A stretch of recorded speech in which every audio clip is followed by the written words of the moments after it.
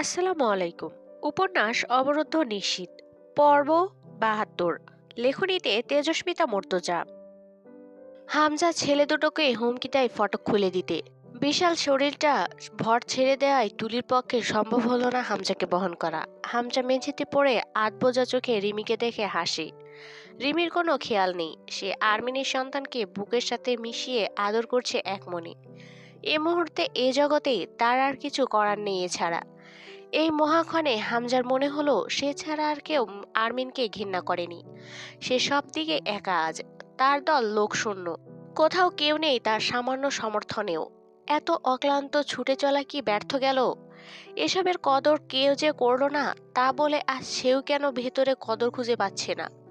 হাতের মুষ্টি থেকে আমিরের ব্যাটার হাত ছুটে গেছে বলে সেই হাতে হামজা আমিরের ব্যাটার ফেলে যাওয়া কুড়ালটা তুলে নিল। চাপ ধরা রক্তের স্তর সরিয়ে তরল রক্ত এলোপাথারি গায়ে মাখল। কুড়ালটার হাতল ফতোয়ার পেছনে মুছে জয়ের হাতের ছাপ দূর করল। 5টা মরদেহ ও 3টা ছিন্নভিন্ন আহতকে উদ্ধার করা হলো। একজন নার্স মাংসাশী কুকুরের হামলায় প্রাণ হারিয়েছে। দুজনের শ্বাস চলছে, দেহে মাংস নেই অনেকাংশ স্থানেরই। একজনের একটি স্তন ছিঁড়ে নিয়েছে পিটবুল, কতক্ষণ বাঁচানো যাবে জানা নেই। একটি নারী ডাক্তার দুটো হাত হারিয়ে অচেতন, তার মাথার করটি ভেঙে গেছে, তবে এখনো বেঁচে আছে হয়তো। একজন ডাক্তারকে কম্পিত অবস্থায় ঘরের কোণে পাওয়া গেল। এত নৃশংসতা যে খবরে প্রকাশ করাও মুশকিল হবে সেটা কালপিট ভাবেনি। কালপিটটা কে? হামজা? রব কায়সার না এলে থানা পুলিশ হয়তো তা মানত, কিন্তু রব কায়সার হামজার সামনে উবু হয়ে বসে জিজ্ঞেস করলো, জয়ামির কোথায় হামজা সাহেব? মেয়রের পদ হারিয়েছে হামজা, হারানোরই কথা। সে এখন নিশ্চিত ফাঁসির আসামি। তার আর পৌরসভা দপ্তরে কাজ নেই, সে ফুরিয়ে গেছে। জয় এখানে থাকার কথা। সে হাসপাতাল থেকে ফেরারি হয়েছে। এখন আমি আছি, আমায় অ্যারেস্ট করুন। ওকে যখন পাবেন তখন ধরবেন না হয়, আপাতত ও নেই হাতের নাগালে। এ অবস্থায় এত ধূর্ততা, এত চতুরতা কি দিল আপনাকে? হামজা কেমন করে যেন হাসি সামান্য। যা আপনারা কোনোদিন পারবেন না, আজ তা পেয়েছি আমি। রব কায়সার জিজ্ঞেস করলো না কি পেয়েছেন। করলে হয়তো হামজা বলতো, সন্তান হারানোর সুখ পেয়েছি আমি আজ। দেখুন, আজ হাত দুটো খালি আমার। যে হাতের মুঠোয় জয়ের হাতখানা চেপে ধরে 1.5 যুগ আগে হাকিমপুর থেকে দৌড় শুরু করেছিলাম, আজ 18 বছর পর সে দৌড় ফুরিয়েছে। আজকের পর আমি আর ক্লান্ত হব না, কারণ জয় এসে হাসতে হাসতে পাশে বসে বলবে না, আর কত দূর বড় সাহেব? খুব ভারী লাগে তো, চলো 2 প্যাক মাল খাই। আর্মিন থাকলে নিশ্চয় জ্বলন্ত চোখে তাকিয়ে ধিক্কার দিয়ে উঠত। কেমন অনুভব করছেন সন্তান হারিয়ে? শত্রু হিসেবে আমি যে পরামর্শ দিয়েছিলাম তা মানলেই পারতেন। আমি সেদিন অন্তত আপনার খারাপ চাইনি হামজা সাহেব। রোব উঠে চুপচাপ বেরিয়ে গেল। যাবার সময় কি এক ইশারা করে গেল। হামজা খুব আগ্রহে হাত দুটো এগিয়ে দেয় হ্যান্ডকাপের দিকে। থরথর করে কাঁপছে হাত। খুব বেশি দেরি বোধহয় নেই সম্পূর্ণ অচল হতে। হামজাকে নিয়ে যাবার সময় রিমি এসে দাঁড়ায় রৌফের সামনে। আমায় সঙ্গে নিন অফিসার। নিজের দেখভাল করার সাধ্যই ওনার নেই, আমি ওনার খাস দাসী। আমাকে প্রয়োজন হবে। হামজা চোখ দুটো বুজে নেয়, কিন্তু শ্বাস পড়ে না। সে এই দিনের আশায় এত দৌড়ায়নি এক জীবন। এত অপদস্থ, এত অসহায়, এত একাকী তার হবার কি ছিল কি? রিমিকে নেওয়া হলো না। রিমি তাতে অখুশি হলো না খুব একটা। আর্মিনের বাচ্চার তাকে খুব প্রয়োজন, যে সে আরেকটু মিশিয়ে নিল ভ্রূণটার বুকের সাথে। ওটা কি একটু দুধ পান করতে চাইলে রিমি দেবে। মা রিমি হলো না এ জনমে। দুজন হতভাগা হতভাগী সন্তানের দুধমাতা হতে তা বলে রিমির একটুও আপত্তি নেই। তুলির কান্না থেমে গেল এক সময়। সে সোফার সাথে হেলান দিয়ে মেঝের ওপর ঠায় বসে রইল। আর্মিনটা কি জ্যোতিষবিদ্যা জানে? এই তো কদিন আগে মেয়েটা বলল এ বাড়িতে কেউ থাকবে না। তুলির ঠাঁই হবে কি করে? ওই তো একদল বড় ঘরে তালা ভাঙছে, ধাতব শব্দ আসছে। দু ভাইয়ের অপরাধ অশেষ। সেই অশেষে রৌফ কায়সার আরেকটা যোগ করতে বড় ঘর তল্লাশির হুকুম না দিলেও হামজা ও জয়ের রক্ষার উপায় তো ছিল না। তবু আর এত আয়োজন কেন? সেটার প্রতিনিধিত্ব করলেন দোলন সাহেব। রিমি আর কিছুতে অবাক হবে না বলে হলো না, কিন্তু তুলি হলো। তুলি জানে না মুরসালিনের মৃত্যু দায়সারা আইনজীবীটার বুকে কি যে এক জ্বালা ধরিয়েছে। তিনি শেষ দেখতে চান, শেষ। রূপকথার জামিন ধরার কেউ নেই। পরাগের বোধহয় জামিন হবে না। তার হাতে কিছু খুনের রক্ত লেগে আছে। সালমাকে পলাশ মেরে ফেলেছে। কেন মেরেছে জানা নেই। মানুষ মারার জন্য পলাশের কোনো কারণ প্রয়োজন হতো না। তবে সালমাকে মারার একটা কারণ আছে। সালমা রাজনের স্থায়ী রক্ষিতা ছিল। রাজনের একটি সন্তান পরাগকে গর্ভে ধারণ করেছে। সুতরাং তার কিছু পাওনা রাজনের সম্পত্তিতে থাকবেই তো। সালমা খুব কৌশলীন মহিলা ছিল। আবার রাজরাজগড়ের সঙ্গে ঘনিষ্ঠতাও গভীর ছিল। সুতরাং সে পলাশের সাথে চোটপাট করার সাহস রাখত। পলাশের মুড নেই ঠিক। কখন কেমন মাথা কাজ করে, কখন বা সালমা কেমন কথা কাটাকাটির পর্যায়ে চলে গেছে। পলাশ নারীর গলার উঁচু আওয়াজ পছন্দ করে না। সে নারীর কান্না ও আর্তনাদ পছন্দ করে। সালমার প্রাণটা এ কারণেই গেছিল। পলাশের সহকারী লাশটাকে গুম করে দিয়েছিল। এটা জানার পর পরাগ সহকারীকে মেরে ফেলেছে। পলাশকে কিছু করা যায় না। পলাশও কিচ্ছু বলেনি তাকে। মায়ের লাশ যে গুম করেছে তাকে খুন করা কোনো অপরাধ না। পরাগের কোনো অপরাধ নেই। পরাগের 4টা খুন প্রমাণিত। তার ফাঁসি আটকানোর মতো কেউ নেই। দলছুট, সম্পদ বাজেয়াপ্ত, দলের সদস্য বেশ কিছু বন্দী। পরাগের রায় কার্যকর হবার পথে। তাহলে রূপকথার কি হবে? রূপকথা অনেকদিন আকাশ দেখে না। দেখলেও তার ওড়ার উপায় কেড়ে নেওয়া হয়েছিল খুব জঘন্যভাবে। সে শেষবার যখন অস্ট্রেলিয়া থেকে বাংলাদেশে এলো, ওটাকে সে শেষ আকাশে ওড়া হিসেবে ধরে নিয়েছে। সে কারাগারে থাকা অবস্থায় আজ পর্যন্ত 4-5 বার অর্ধেক ধর্ষণের শিকার। এটার জন্য দায়ী তার সৌন্দর্য। রূপকথার হাসি আসে খুব। যে সৌন্দর্য পলাশকে মুগ্ধ করে তাকে কখনো সুখের দাম্পত্য দিতে পারেনি, সেই সৌন্দর্য প্রশাসন কর্মকর্তাদের ঠিক মুগ্ধ ও মনোরঞ্জিত করেছে। এটা ভেবে রূপকথার খুশি হওয়াই উচিত। তার সৌন্দর্য কোনো কাজে তো দিয়েছে। রূপকথা আজকাল পলাশের কথা খুব ভাবে। অবসর সময় চোখ দুটো বুঝলে নারকীয় দিনগুলোই সবার প্রথম ভেসে ওঠে। পলাশ ডাকতে ডাকতে সিঁড়ি দিয়ে উঠছে, রূপ, ও রূপ। সারা জীবন রূপ বলে ডেকেও পলাশ কেন তার রূপে মজল না, এই প্রশ্নের উত্তর জানা দরকার। রূপকথা সে ডাকে থরথর করে কেঁপে উঠত। পলাশ আসলেই বাড়ির সকল চাকর বাকর বাড়ির অন্দর ছেড়ে বেরিয়ে যেত। রূপকথা একখানা পাতলা কালো শাড়ি পরে আয়নার নিজেকে দেখলে নিজেরই হিংসায় বুক জ্বলত। এই সৌন্দর্যে কেন একজন সুস্থ পুরুষের হক নেই? পলাশ এসে প্রথমেই গলাটা চেপে ধরে বিছানার হেডবোর্ডের সাথে হাত দুটো বেঁধে ফেলতো, কিন্তু মুখে কিচ্ছু লাগাতো না। রূপকথার আর্তনাদ বড় প্রিয় তার। রূপকথা বুক ভরে শ্বাস টানে। আজ পলাশ নেই। সে কেন আছে? পরাগের ফাঁসিটা তাকে দিলেই কি সমস্যা? আছে একটা সমস্যা, সে মুক্তি পেয়ে যেত। এটাই দুনিয়ার সমস্যা। রূপকথার খুব অন্তুর কথা মনে পড়ে। মেয়েটার কাছে বসে কথা বলতে খুব মন চায়। রূপকথার অভিমানও আছে এ নিয়ে। রূপকথা ঘৃণ্যই হলো বা, ঘৃণা করেও কি একবার দেখতে আসা যায় না? আসে না অন্তু। রাত্রির চতুর্থ প্রহর। আকাশে মেঘ বৃষ্টি হবে বোধ হয়। পৃথিবীর উত্তর গোলার্ধ যেন গম্ভীর রূপ ধারণ করেছে। সাথে অন্তর ভেতরে কিসের এক ভয় পেয়ে বসেছে। জয় আমির গেছে কম বেশি 9 ঘন্টা হবে। ওদিকে কি হচ্ছে? জয় যদি হামজাকে মেরে ফেলে? অন্তু জানে মারবে না।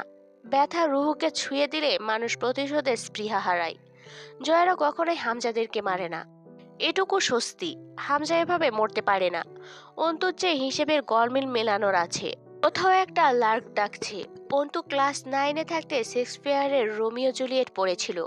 টাইবল্টকে মারার পর রাতে নির্বাসিত রোমিওর সঙ্গে জুলিয়েটের শেষ দেখার প্রহরে একটা লার্ক খুব করুণ স্বরে গান গাইছিল বলে উল্লেখ করেছিল শেক্সপিয়ার। অন্তুর মনে হলো জয় আহমেদ ধরা পড়েছে। তাদের শেষ দেখা হয়ে গেছে। তারা তো রোমিও জুলিয়েট নয়। তাহলে ভোরের পাখিটা গাইছে কি সাধে? মুরসালিন মোহন গাইতো এমন কয়েকটা লাইন অন্তুও গেয়ে উঠল। মনটা যদি হইতো প্রবাল হাওয়া, হইতো যদি শুভ্র কবুতর, মেঘের ডানায় পাঠিয়ে দিতাম মদিনারি পথে, যেথায় আমার প্রিয় নবী। অন্তু কখনোই যাবে না কারাগারের জয় আমিরের সঙ্গে দেখা করতে। যেদিন জয় আমিরের শাস্তি ফুরবে তা কত বছর পরে। তখন দুজন কেমন হবে? বুড়ো হয়ে যাবে তারা। তখন দেখা হলে হবে একবার। অন্তু একবার কারাগারের বাইরে গিয়ে দাঁড়াবে শীর্ণজীর্ণ বৃদ্ধ, যাবজ্জীবন কারাদণ্ড ভুগে বের হওয়া আসামি জয় আমিরকে দেখতে। অন্তু সেই নোংরা সালোয়ার ও কামিজটাই পড়েছে। কক্ষে থাকা সম্ভব নয়। দম ফুরিয়ে আসছে। বুকের অস্থিরতা মাত্রা ছাড়াচ্ছে। সে কোনো রকম দেহটাকে তুলে বিছানায় বসে বেলকনি দিয়ে বাইরে দেখে। আশেপাশে বহু দূর অব্দি প্রাণ নেই। একটি পরিত্যক্ত নিবাসের অবরুদ্ধ কক্ষে। এই শেষ নিশীথ প্রহরে লার্কের করুণ স্বর অন্তুর শরীর কাঁপিয়ে তুলল। মনে হলো পৃথিবীর সব আলো গ্রাস করেছে কোনো এক হিংসুটে কালগর্ভ। সূর্য সেই হুমকিতেই নিজেকে লুকিয়েছে সমুদ্রের অতলে। আজ ভোর হবে না।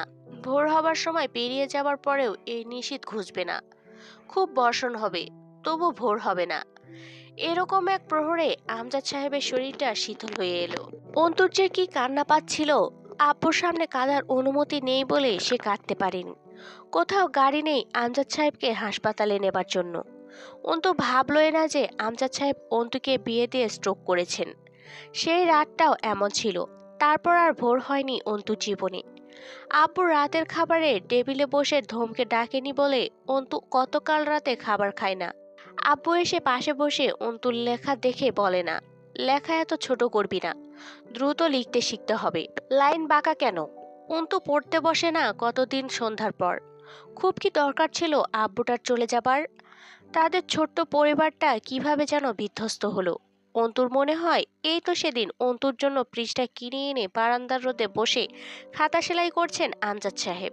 ক্যালেন্ডার হিসেব করলে 7 মাস হয় আমজাদ সাহেব পালিয়েছেন। অন্তুর হাত শিরশির করে উঠল।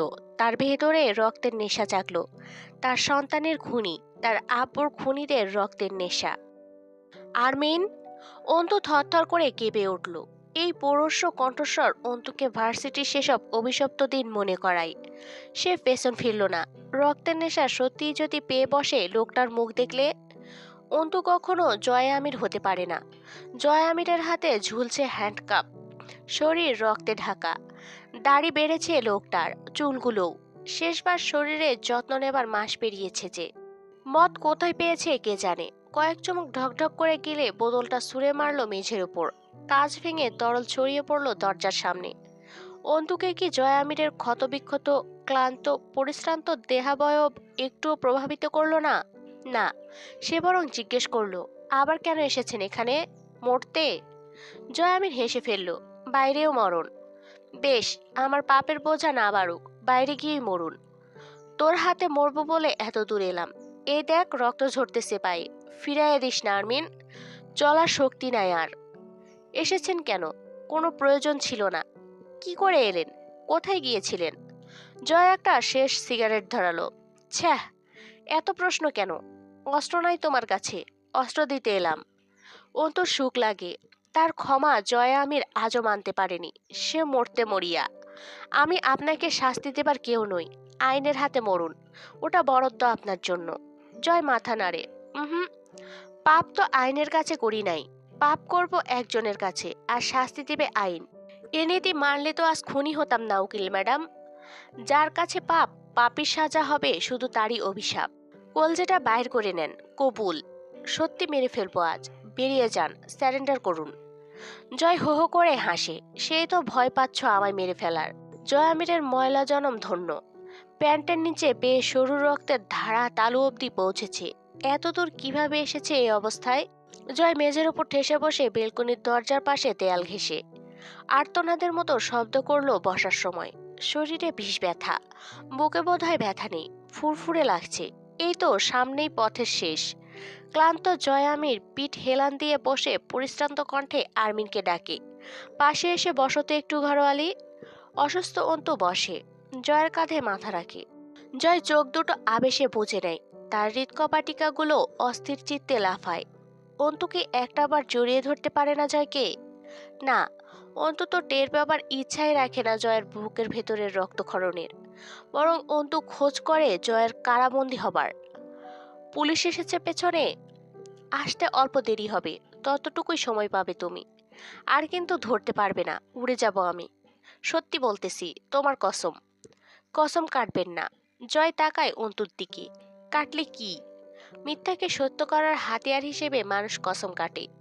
বেশ কয়েকটা টান একসাথে দিয়ে সিগারেটটা কোথাও ছুঁড়ে ফেলে দিয়ে বলে, তাইলে আরেকটা কাটি। জয় আমির বোধহয় একটা আবদার করলো সেদিন।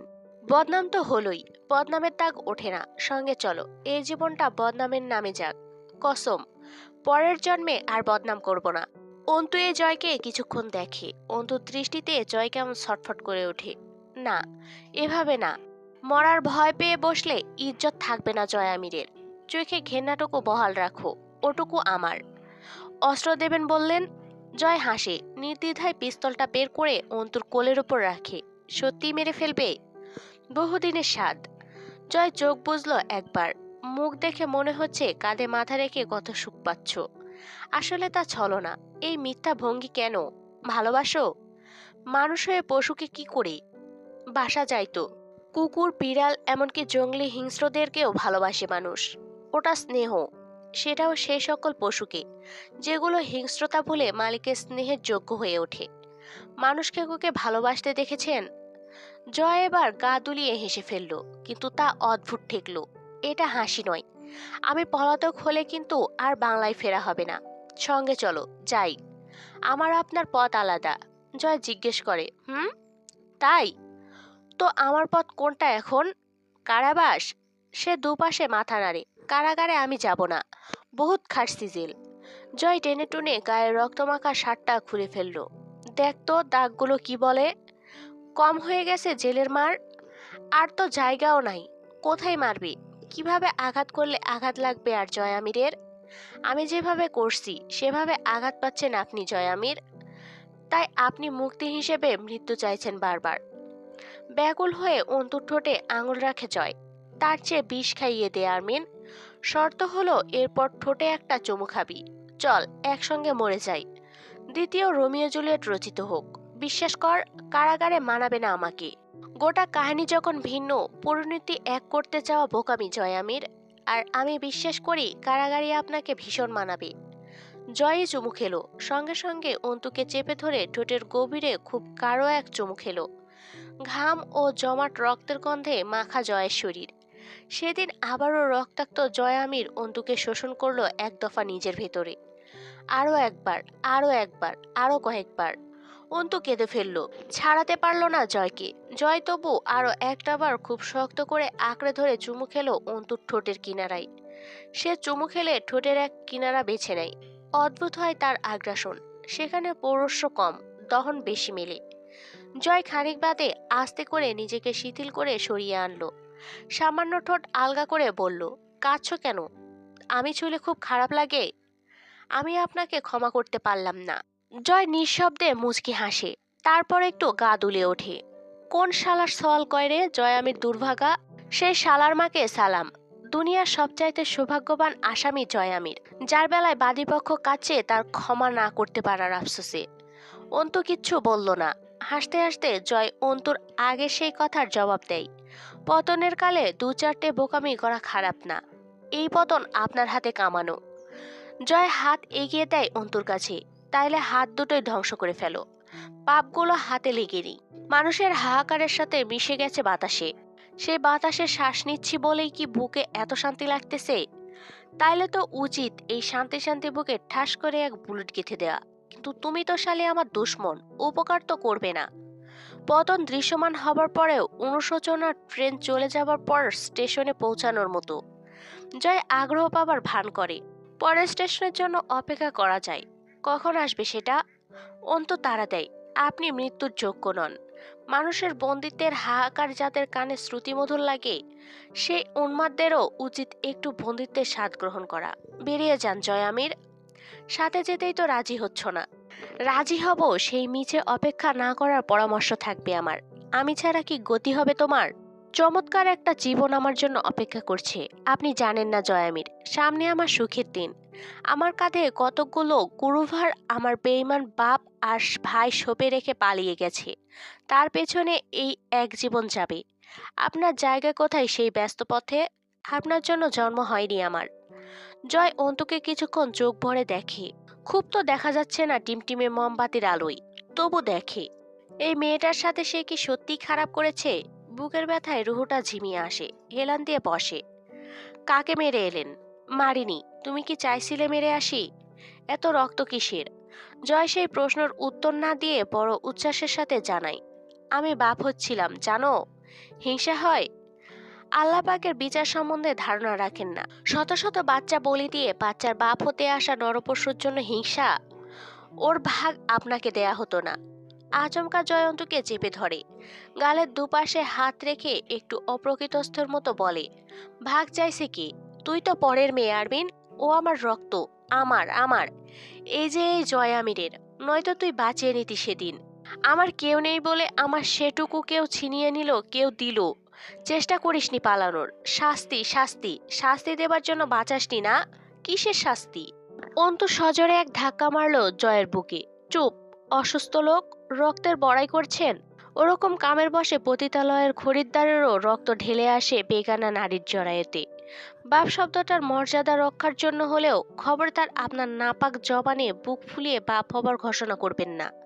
সেই যোগ্যতা সবার থাকে না। বাপ হতে সন্তান জন্ম দেবার চেয়েও বাপের কর্তব্য পালন করতে জানা জরুরি। আর সেই কর্তব্য শুধু নিজের সন্তানের ক্ষেত্রে নয়, আগে মনে মনে বাপ হতে হয়। একজন বাপ কখনো অন্যের সন্তানের জন্য ক্ষতিকর হয় না। আমার বাপকে দেখেছেন না? বাপ তো আমার বাপও ছিল। তাকে কি দিয়ে দুনিয়া ছাড়া করেছেন? বাপ তো মুরসালিনের বাপও। বাপ তো বন্দি বাচ্চাগুলোর বাপও।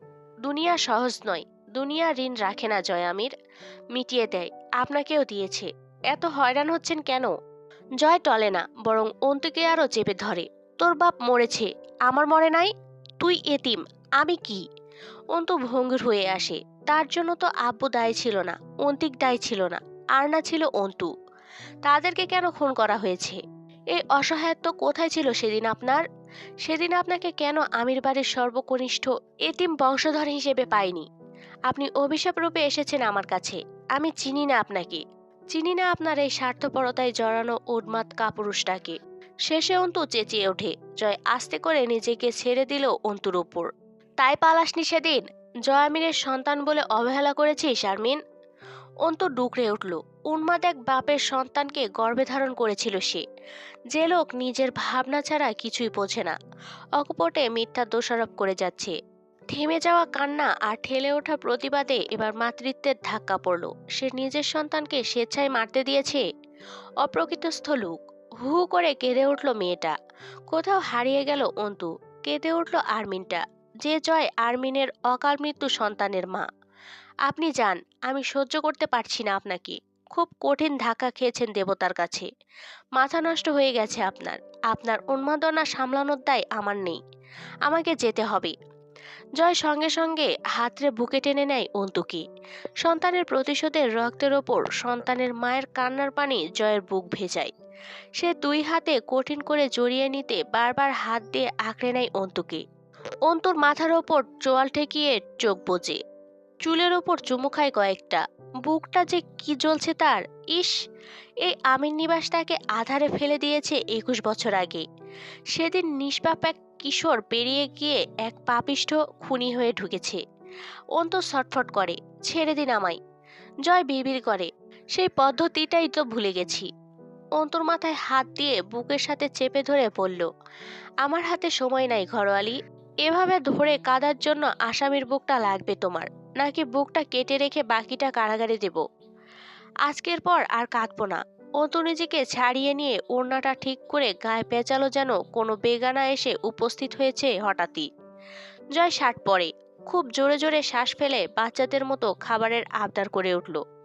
খিদে লাগছে খুব। কিছু নাই খাওয়ার মতন? অন্তু মাথা নাড়ে, না। পানিও নাই? গলা শুকিয়ে আসতেছে খুব। একটু পানি খাবো আমি। নাই পানি? খুব খিদে পেয়েছে। কিছুই খাই নাই, পেট খালি, ভীষণ খিদে পাচ্ছে। শরীর খারাপ লাগতেছে খুব। একটু পানি থাকলে দাও, পানি খাবো। আছে পানি?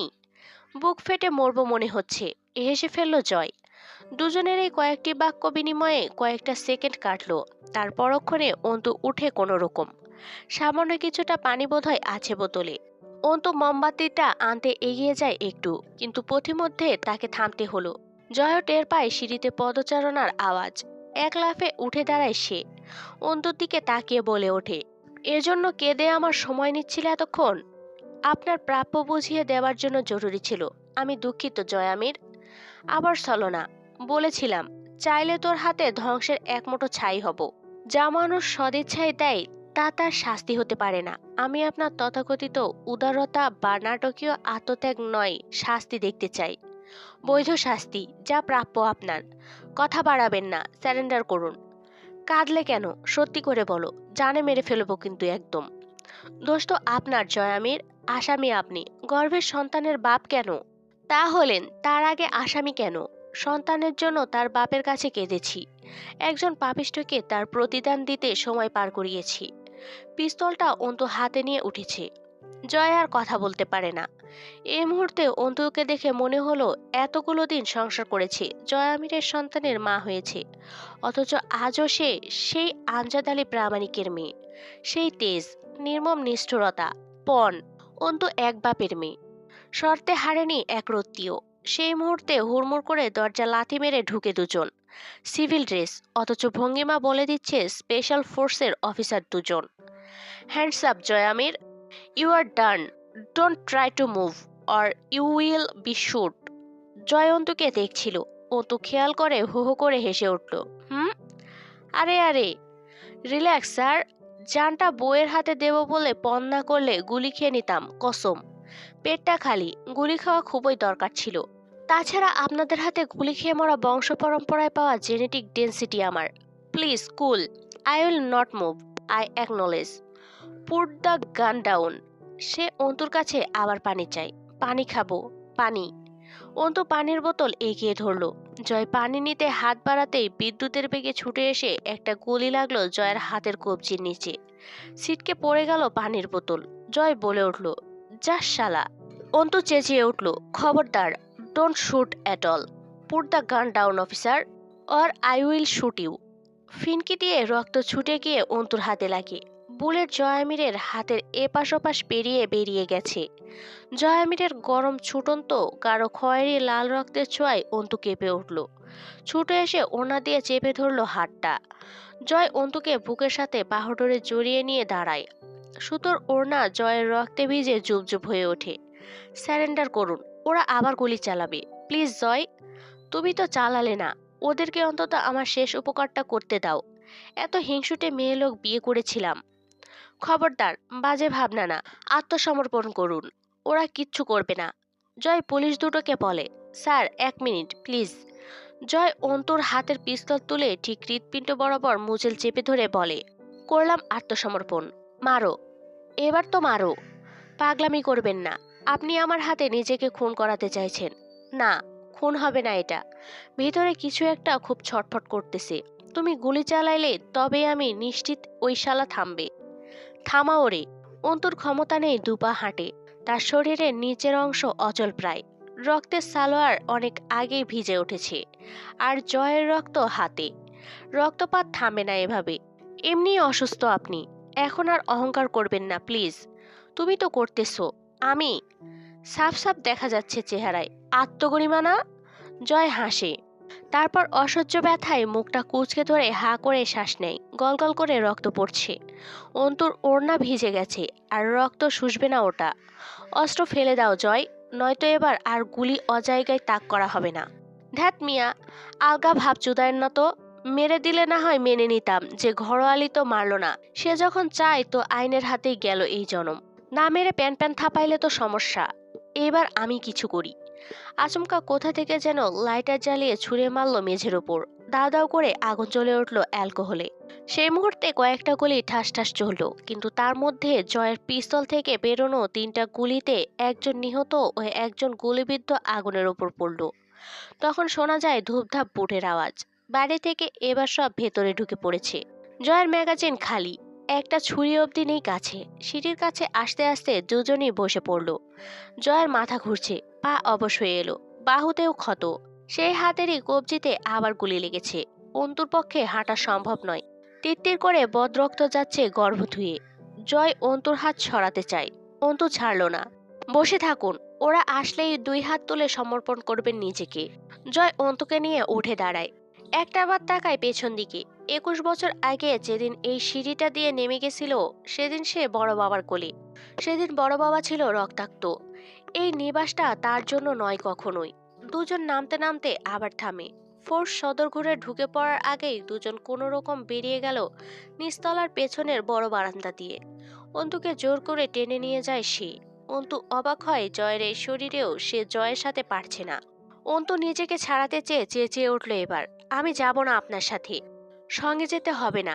আমি যেখানে যাব তোমার সময় হয় নাই ওখানে যাবার। এখান থেকে অন্তত বের করি। আমার বাপের বাড়িটা ভালো না। আপনি দাঁড়ান এখানে। রক্ত থামছে না। কি করতে চাচ্ছেন আপনি? সেই পেছনের লোহার ফটকের কাছে পৌঁছায় দুজন।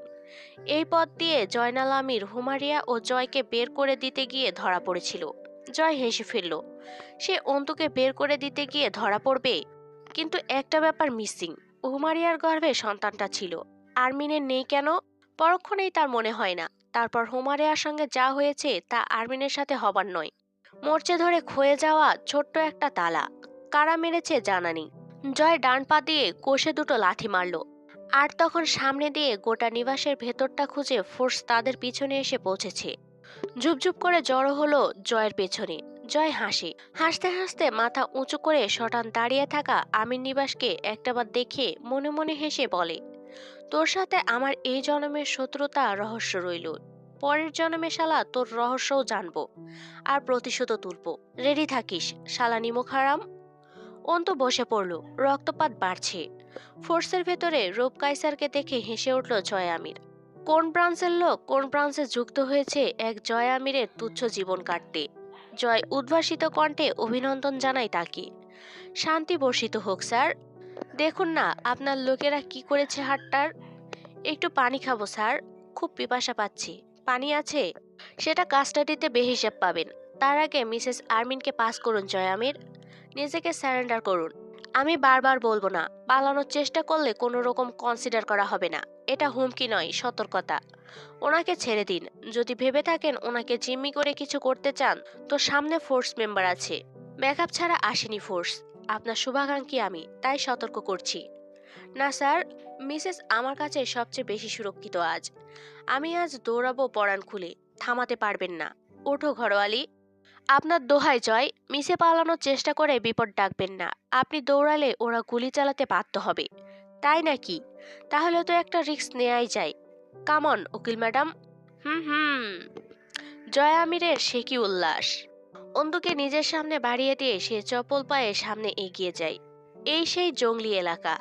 আজও জঙ্গলে পরিণত বাগানটায় জলিল আমিরের লাগানো বিশাল বিশাল আম, মেহগনি, কড়াই গাছগুলো দাঁড়িয়ে আছে। নেই শুধু আমির নিবাসের সদস্যরা। এই পথে একদিন গর্ভবতী হুমারিয়া খোঁড়াতে খোঁড়াতে জয়টাকে নিয়ে পালিয়েছিল আমির নিবাস ছেড়ে। আজ হুমারিয়ার ছেলের পালা। কে জানে তার ছেলের পালানোর ইচ্ছে কতটুকু। ক্রসফায়ারের হুমকি জারি হবার পর বাহিনী খেলাটাই এমন খেলে, তারা আসামিকে আদালতে নেবার চেষ্টাই করে না। সরাসরি গুলি চালিয়ে খাটুনি কমিয়ে আনে। সেই সুবাদে নিশীথের শেষ প্রহরের নির্মম নীরবতাকে কাঁপিয়ে তুলে AK-47 রাইফেল থেকে একটি বুলেট ছুটল। সা করে গিয়ে লাগলো হুমারিয়ার ছেলের পিঠ বরাবর। বক্ষপিঞ্জরের পরশুকার কোনো এক ফাঁকে ওটা আটকে রইল। জয় কুঁজো হয়ে পড়ে। জোর করে হেসে ওঠে। অন্তু থমকে দাঁড়ায়। হাতটা তার জয় আমির আরো শক্ত করে চেপে ধরেছে এই মুহূর্তে। হাসছে লোকটা। পরশ্য হাসির ঝংকারে অন্তুর শরীরের লোমকূপ শিরশির করে উঠল। জয় আমিরের হাসি থামছে না। তবু পা ঝেড়ে টান করে অন্তুর হাত ধরে টেনে নিয়ে সামনে এগোতে চায়। আজ সে ঠিক বুঝতে পারে না মৃত্যুকে সে বেশি ভালোবেসেছে, নাকি সেই অসীম ভালোবাসার ঊর্ধ্বে জয় আমির মৃত্যুর সাথে বেইমানি করে আরো কিছু চেয়ে বসেছে। তা কি তার হাতের মুঠোয়? ওটা কি কিছুকাল বাঁচার আকাঙ্ক্ষা জয়ের হাতের মুঠোয়? মৃত্যু কি অভিমান করলো না? করাই তো উচিত। এতগুলো বছর পর মৃত্যু বারবার হাতছানি দিয়েছে, জয়কে গ্রহণ করেনি। আজ করছে। আর আজ কিনা জয় আমিরের চোখে মৃদু অনীহা, ওটুকুও মৃত্যুর বরদাস্ত নয়। জয় মৃত্যুকে দেখে প্রাণ খুলে হাসতে লাগলো, আর সামনে এগোনোর চেষ্টা করতে লাগলো। সেই মুহূর্তে পরপর আরো দুটো, তারপর আরো একটা বুলেট এসে লাগলো জয় আমিরের পিঠের শিরদাঁড়ার মাঝ বরাবর। এটা কেন যে ফুরে জয় আমিরের প্রশস্ত বুকটা চিরে ছুটে গিয়ে বিঁধল জলিল আমিরের রোপণকৃত একটি গাছের গায়ে। জলিল আমির নিশ্চয়ই গাছটা লাগানোর সময় ভাবেনি এই গাছে একটা বুলেট বিঁধবে। তার নাতির বুক ফুরে রক্তে ধুয়ে এসে বাকি দুটো বুলেট, একটা পেটে আর একটা ঠিক জয় আমিরের এক জনমের স্বাদ মিটিয়ে বুলেটটা হৃৎপিণ্ড বরাবর বিঁধে গেল। জয় ক্ষণকাল কুঁজো হয়ে হাসে। সে দেখে সে উবু হবার ফলে তার বুকের রক্ত নোংরা ঘাসের মাটির ওপর টপ টপ করে ঝরছে। জয়ের হাসি বাড়ল। গা দুলিয়ে হাসতে লাগলো সে।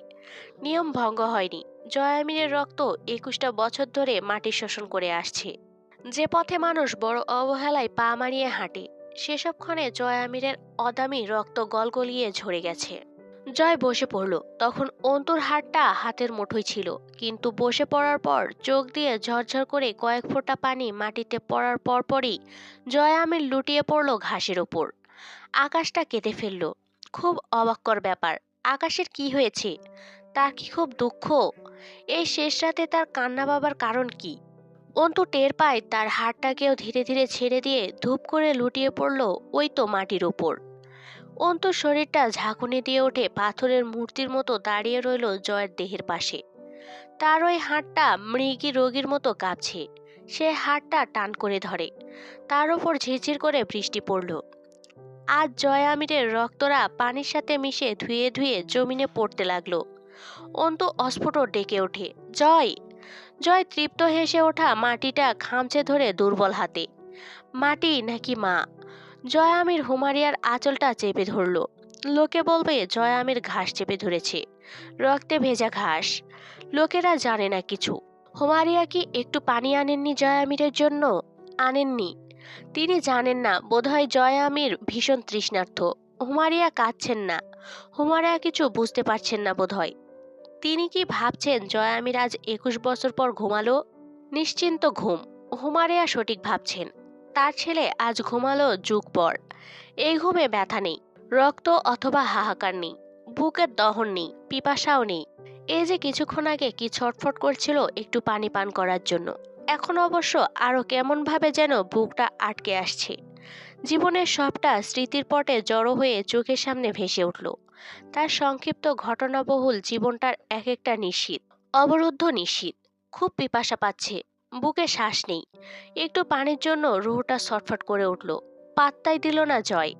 তবু মনে হলো এক চুমুক পানি পান করতে বুকে বড় তৃষ্ণা।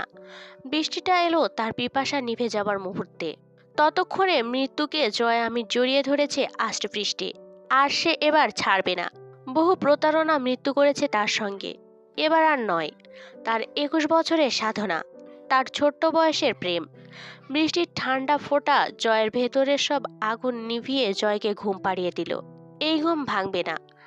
ওই তো দূর মসজিদের মিনারে ফজরের আজান শোনা যাচ্ছে। একটু পরেই সকাল হবে, তবু জয় উঠবে না। অবশ্য জয়ের সকালে ঘুম থেকে ওঠার অভ্যাস কি আছে নাকি? সে ওঠে দুপুর অথবা বিকেলে, কিন্তু আজকের ব্যাপারটা ভিন্ন। জয় আমির আজ বিকেল গড়িয়ে সন্ধ্যা হবে, রাত হবে। সেই রাত শেষ হয়ে আরেকটা সকাল হলেও জয় আমির কিছুতেই উঠে গিয়ে গলা ফেলে ডাকবে না, তরু! আমার শার্টের বালটা কয়দিন পর পর ধুস, খাওজানি হয়ে গেলে যে ময়লা শার্ট পরে। আজকে রাত ছেড়ে মাস হইলে হোটেলে যাইগা, ওই বালটা ছাড়া তো কিছু পাস না। জয় আমিরের আরেকটা বিষয় জানা দরকার ছিল। কুষ্টিয়াতে একটা কাণ্ড ঘটে গেছে। শেষ রাতে মার্জিয়ার প্রসব বেদনা উঠেছিল। ফজরের আজানের সাথে মার্জিয়ার গর্ভ ছেড়ে একটা হুমারিয়া এসেছে। হুমারিয়া অন্তিক। জয় জানলে কি করতো বলা যাচ্ছে না। তাকে জিজ্ঞেস করলে এখন আর বলবে না, কিন্তু বিজ্ঞান বলে মানুষ মরার পরে 7 মিনিট মস্তিষ্ক সচল থাকে। কানো এখন খবরটা দিলে জয় আমি শুনবে কি? কিন্তু বলবে কে? অন্তুও জানে না। অন্তু বসে পড়লো আলগোছে জয়ের কাছে। তার কেন মনে হলো দুনিয়ায় আজ সে একা হলো। শেষ হাতটাও এই তো এইক্ষণে তার হাত ছেড়ে পালালো। অন্তু জয় আমিরকে ঝাঁকালো, জয়! এই জয়! জয় উঠলই না। অবাধ্য বেয়াদবের মতো শুয়েই রইল চুপচাপ। চোখটা সামান্য খুলল না অব্দি। অন্তু রক্তে মাখা হাতটা মুঠোয় পুড়ে ঝাঁকায়, মৃদুস্বরে ডাকে। জয় চুপ করে শুয়ে আছে। অন্তুর বিশ্বাস হচ্ছে না, সে বোকা না। এটা হয় নাকি? জয় আমির আর নেই, এটা বিশ্বাস করা যায়? সে আর ডাকবে না, হাসবে না বেহায়ার মতন। অন্যদিন হলে এক্ষুনি উঠে 2-4টে গালি দিয়ে স্বভাবসুলভ ভঙ্গিতে হেসে উঠত। হাসবে না নাকি আর?